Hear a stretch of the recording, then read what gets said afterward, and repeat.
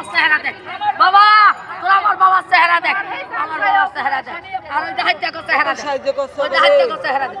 ও বাবা, যেই ডাহাইতে আমার বাবার গলা চেন নিছে হাতের বেঁচে সেই ডাহাইতে আমার বাবা 4 দিন 5 দিন আগে আমার বাবা এক বস্তা চাল কিনেছে ভাই না খাইতে, এক বস্তা চাল কিনে আল্লাহ এই চাল খাইয়া আমার বুকের মাছ আল্লাহ তোমার কাছে বিচার, তোমার কাছে বিচার।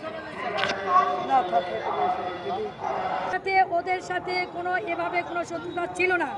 ও একজন সাইফুল একজন বাবা ব্যবসায়ী, ও আমাদের এলাকার ছোট ছোট বাচ্চাকেও বাবা খাওয়াইতো। আমার ভাই এটার বিরুদ্ধ করতো। আমার ভাই একজন মাছের ব্যবসায়ী ছিল, ও চাইছিল আমার ভাইয়ের সাথে ব্যবসা করতে।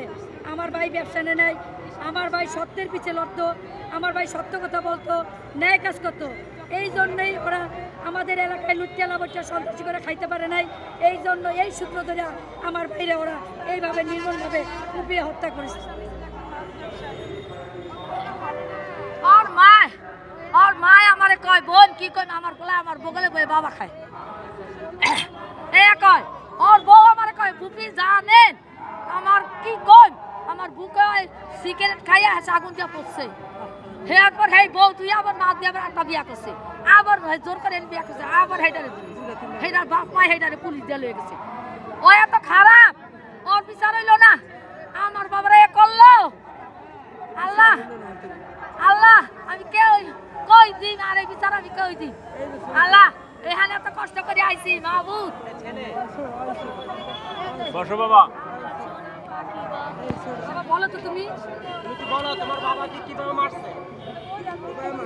কিছু বলে না, বলো আমার বাবার মেরে ফেলেছে, আমি আমার বাবার বিচার চাই।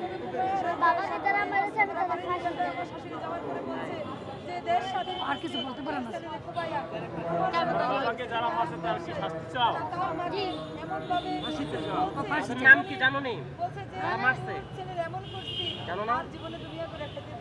তোমার বাবা কি করতে? তোমার বাবা ভালো ছিল না? তোমার নাম কি? তোমার মায়ের নাম কি?